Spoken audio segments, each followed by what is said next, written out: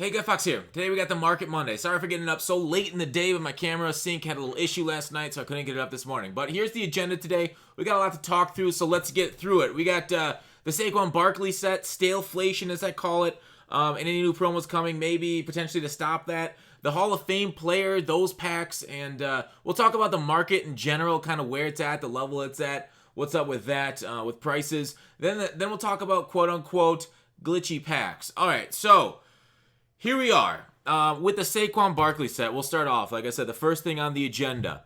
And here it is. If you have the Rookie Premier, your Saquon will get automatically updated. But people have been talking about this core rookie set. I think I talked about it last week even, so it's been in the game since launch. Basically, you trade in all these things for the core rookie master Saquon. You get the 88 overall halfback. Now, everybody in their mother knows it's coming because this has been in the game. Now, when we know it's coming, there's a little bit of hype around it, and people are going to kind of lose their mind investing in the high overalls, because it says you got to collect all 75 to 79 overall core rookies for this card. So people are like, all right, well, invest in the high-end cards. I think it's best to sell on hype. So people are hyped up about this card coming. That means these high-end rookies are going for quite a pretty penny. Now, I don't know, whatever you value Saquon at, I think last week I said 250 to 300,000 coins. You can value them at that, but once you take a look at it on the auction house, it feels like people are kind of past the point of investing into kind of like hysteria. But I'm not so certain these cards are going to go up in price after tomorrow. We see this every week with in MLB The Show, where we think players are going to get upgraded, so people buy them up, expecting their prices to go up. And in the end, it's like, not really. They didn't really actually go up that much in general. All right, who's the highest overall? Let's go to overall. So the Ward 12K, is Ward actually going, is that the lowest listed, or is that just a random listing? Ward. So Ward is going for, by now, 9.7 for the 79. And I feel like that's fine. There's no profit there tonight. If I were anybody and I was holding cards, I would be selling. I would be selling off based off the hype around that Saquon coming tomorrow, because there's one of two things that could happen. Everybody's kind of holding them, and then they'll release them in a flood tomorrow. So there's the potential, like we did last year with power-up cards, because people knew these power-ups were coming, they'd hold. Then when the power-up hit near the end of the year, everybody would flood the market with their power-up base elites that they've been holding. I don't know why I put quotations around that. I guess I'm just like doing this. I don't know. Maybe my fingers don't get enough exercise during the day. Here, I'll just help a Madden fingers out. Anyways, this will be help me hit the auction house buttons, because they're already kind of worn out already with the right bumpers. Where was that? So they'd flood the market. Prices would actually sink. Investors would take an L, but the people would buy, like myself, during the flood, and then they rise in price. And like the Dominique Rodgers Cromartie was a huge example of this. I forgot what price it got down to. I think it got down to like 6K. I held those for like, I don't know, a few weeks because he had such high speed. I was selling them easily at 80K. So that was a pretty easy one. Basically made my team flush near the end of the year with that kind of decision. And then, so there's that. And then EA also ends up sometimes coming out with sets for packs, or packs for sets. Wow, I got that backwards. So they come out with packs. And those packs will tell you, hey, buy this pack, we'll give you something needed to complete this set. And I was like, oh, okay. And then investors like, oh, EA, you fucked us again. Expect EA to always fuck you as an investor. The investor is constantly the market they want to fuck over the most. They like the solo players. They're okay with the snipers. They're not doing anything to them. They're okay with the head-to-head players. They're okay with everything else. But the investors are the ones they want to fuck over most. We've seen this over the years, much like with the Schefter Stars and that set. There's a few different investor stuff that they've kind of done away with, and they've done away with a lot of the good investing stuff. The continual Team of the Week collectibles were great, and the Team of the Week player stuff with those sets. So if it ends up getting out there, expect EA to release a pack to screw us over. All right, moving on.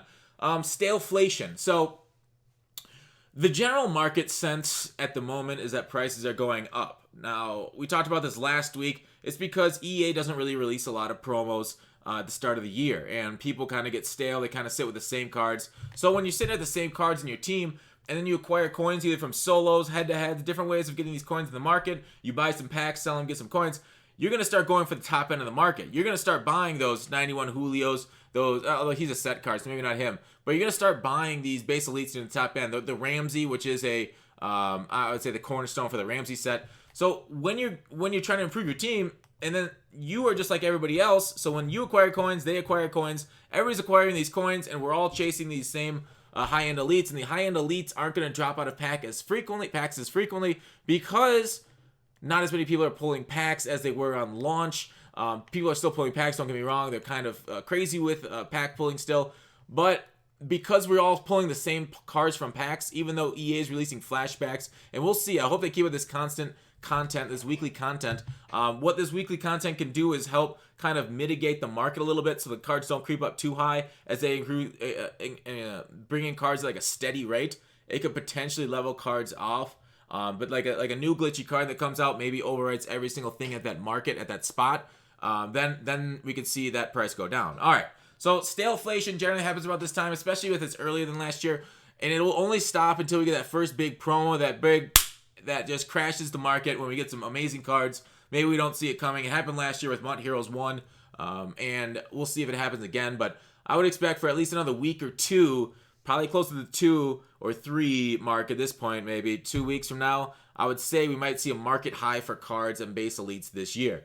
All right, without any further sets, because base elites will go up with more sets with them included. But that's down the road. We'll get to that market Monday when we get there. So, in addition, we have Weekend League coming. And head-to-head players like to have good players in order to win. Because what's the point of playing head-to-head if you don't want to win? And this is like NYM and a Masochist.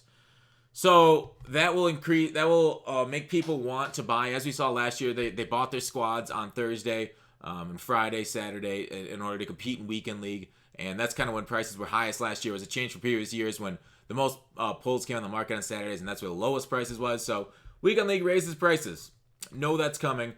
So expect that a little bit. Hopefully you bought your team this past week based off the information provided last week on the Market Monday. So we talked a little bit about some new promos that could potentially do that. Just something random out of the gray big. We don't know. So Hall of Fame players. Sorry for ranting at you for a little bit. The store. I want to take a look. And you always, when you value a bundle, value a purchase online, you want to take a look at what EA is offering you, guaranteed value. And you can put an estimated value on those guarantees too. That's exactly what you want to do. So when you pull this up, it contains 2 auctional 77 overall Canton-bound players. So what you do with that knowledge, and then you get the 75 gold, additional gold or better. All right, what you do with the guaranteed, you go here. Let's take a look at these values. Now, I told you last year, GOATs were some of my favorite packs last year because they give you good guaranteed value. All right, so these Canton Hall of Fame players. What kind of value we getting here with Canton? All right, let's delete the ward, and I'll show you. This is why it's so important to look at the market. All right, so these Hall of Fame players, they're generally going for about 7.9 to 8K there. So 8K, which is up tremendously from launch night. If you guys bought these like you did GOATs right away, like I talked about on Twitch stream, buy them. You can either flip them right away or hold them. You can even hold them from here. They're going in the store for 8K a pop for NAT stuff. So that's the ceiling. But last year, as we saw with GOATs, people had bought them up to 10, 11K. Anyways, we'll get to that in a second.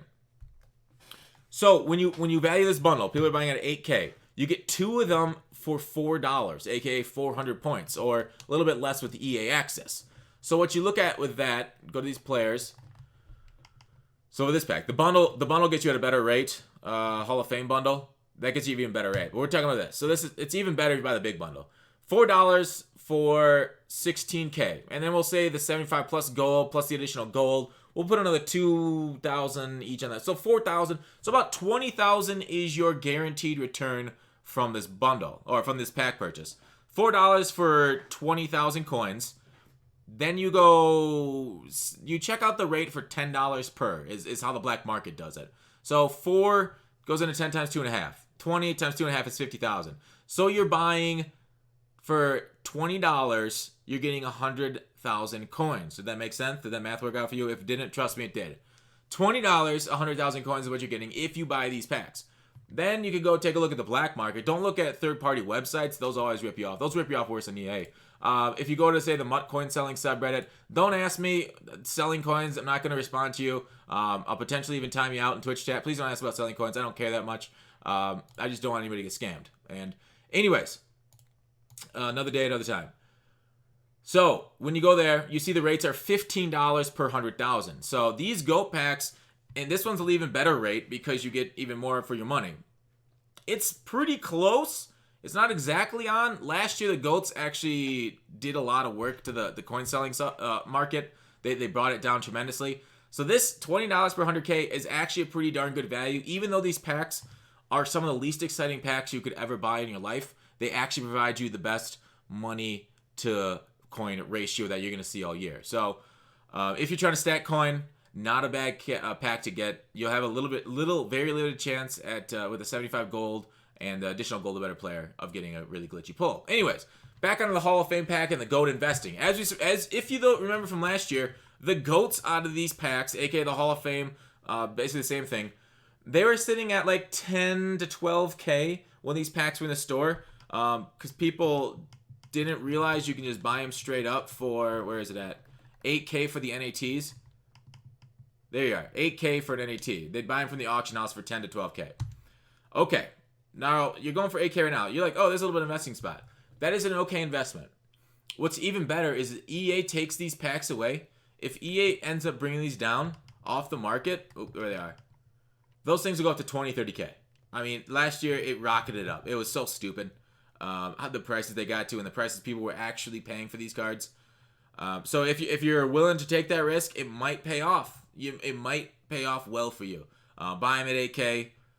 Don't buy the packs. Buy them from the auction house for 8K. Hold on them. See if EA takes down those packs, and you can be pretty well set off. All right, so next up, after the Hall of Fame, so I think I went through most of what I wanted to get to that. I wanted to talk about the floor on certain cards. So there are certain things that give price support to cards. So sets are great things that give price supports. Like these sets, basically the token sets that go into flashbacks, they give price supports. One other price support we see this year, it is a new one because it involves a new, I would say, market training. Because this training is here, these cards, these 84, 85s are getting price supported because of the training. So the lowest what is this, an 86? The lowest in 86, 88. So lowest in 88 can go as 100K because this price floor. So even though these 88s aren't very good, because the price floor on training is 90 per training, these things are getting boosted up. Same with this Court Matt Ryan. People don't like this card. It doesn't play well for them. It's still 85. It's held at the 34K because of the training. So a good thing to know. If you're looking for training, this is the best way of finding it. Go on Mudhead, go to the prices section. I think I talked about this last week. With this training, people are finally figuring out how valuable it is. Like a few days ago, maybe even a week ago, this was sitting at like 60, 65, 60 to 70-ish, we'll say. So now it's up to 90. Now, is that a condition of both more coins in the market and more people wanting more training? Because, the 89 Vic was so great. Yeah, it could be both of those things, and I think they're both correct. So the want for training is going up, or it's staying steady because people still want to train cards, and the coin amount per training has gone up. We'll see if EA does something to flood the market with more training for people, or what they do to control this market, because right now it's fairly expensive for training, in my opinion. We'll see what this floats at all year. That'll be a number I keep track of. And other numbers I want to keep track of this year as we go along, just to kind of check out the market. This has to do with the core elite market. And so I'll do a report on this every week. We want to look through the the tokens. So what we want to look at is how to earn these silver, gold, and elite tokens. There's different price support levels for silver, golds, and elites. Basically, the gold tokens takes the 70 to 74 and 75 to 79. So that's one, I would say, basket of goods. The elite token, the elite token baskets are 84s, 82 to 83s, and 80 to 81. So we're going to just price check those right now. We'll see where they're at. It's just kind of a good idea for a market. I'll compare them week to week, see what's up, see what's down. Because those tokens are NAT, we'll have to know the component price of each of them. And so here we are on the, let's go right through. Let's take a look at, and I'm just not going to sort because people oftentimes buy from these filters without sorting down, so that's the best way that I think of containing a continued number. All right, 60-64 at 600. And I should talk about that get a player pack. We'll talk about that at the end. 1100 for 65 to 69. Okay. 70 to 74. So look at that. 66 to 69 is 1100. These are 1400 for 70 to 74s. not too much of a difference. Those low golds are really getting killed by the market. The 75 to 79s, 31, 3,300. That's not bad. That's actually a pretty decent price for golds to sell off right now. I'll go ahead and liquidate your binder. Liquidating your binder is a great idea. All right, so 80 to 81s, those look very high to me. They're 12K. Actually, my number was at, there we go, 70, 74. So my numbers are even higher from yesterday. I did them yesterday, and each number was like 100 to 200 coins lower. It might just be the time of night that I'm recording. It might just be random fluctuation. So 60 to 64 was at 600, and 65 to 69. 65s are tough because those aren't in the elite set. So the silvers, I don't think I'll track the silvers because the filters on those aren't great. So I think silvers are gonna just leave off the market. All right, so 80 81s, 12K. That's kind of pricey. It might be actually a good time to buy packs because of how pricey those low-end elites are. 82 to 83s are 20K. 20K for 82 to 83s. That's insane. That's so high. All right, 84 to 85s. I think it's a little bit of flashback. 38. Those, remember, are supported by not only the badge, but the training points. So, not a bad time to buy packs. And getting into buying packs, you're going to see a lot of, I'd say, Reddit posts, YouTube saying these packs are juiced through the year. Do not believe that. When people tell you these packs are juiced, they were juiced for that person specifically. They say that in order to get you to click. On Reddit posts, on their polls, they want you to look like, ooh, that's an intriguing title. I should take a look at what packs they're talking about. Just because packs are juiced for one person doesn't mean they're going to be juiced for you or anybody else. Now, we know this because they're giving us the odds. Do not be fooled by headlines. Do not be fooled by charlatans. Packs are based off these odds.